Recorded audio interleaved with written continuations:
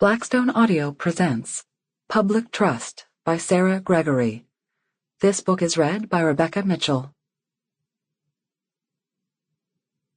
This administration will bear in mind that the trust of the public is sacred, hard-earned, and never to be taken lightly. From the January 1973 inaugural address of Richard Nixon. You have all seen the public man. We intend to show you the private man. Assistant Los Angeles County District Attorney Christopher Darden, his opening statement in the murder trial of Orenthal James Simpson. Chapter 1.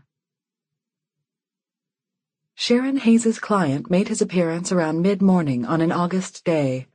She thought immediately, "Oh, God."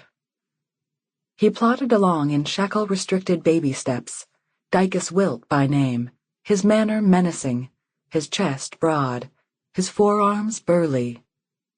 His wrists were cuffed to a chain wrapped around his waist. His jailer/escort moved in a half-crouch, ready to spring into action at the prisoner's first false move. Wilt's skin was the color of bittersweet chocolate. His hair was greased into pointed dreadlocks, just the style to make prosecutors drool and jurors shorten their deliberation time, and he wore a scraggly beard. He clanked to a halt beside the defense table and surveyed the courtroom with dead coal eyes. Assistant District Attorney Milton Breyer leaned over and whispered to Sharon, "I think that's your boy, Cutes," and then smirked in the direction of the prisoner. Sharon permitted herself one angry blink, letting Breyer know that she didn't like him calling her Cutes, tucked her file under her arm, and walked over to the defense side. As she passed in front of the bench, Judge Arnold Shiver coughed into his hand. In the spectator section, papers rattled as lawyers put motions and briefs away. Seated on the front row, two Dallas Morning News reporters opened spiral notebooks and scribbled like mad.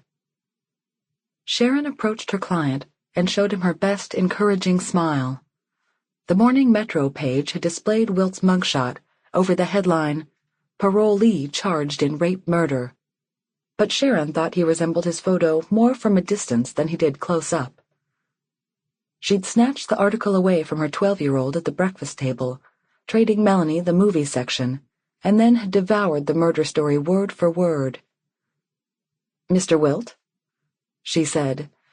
"I'm Sharon Hays, appointed by the court to represent you." Wilt looked her over head to toe, stared incredulously. Sample complete. Ready to continue?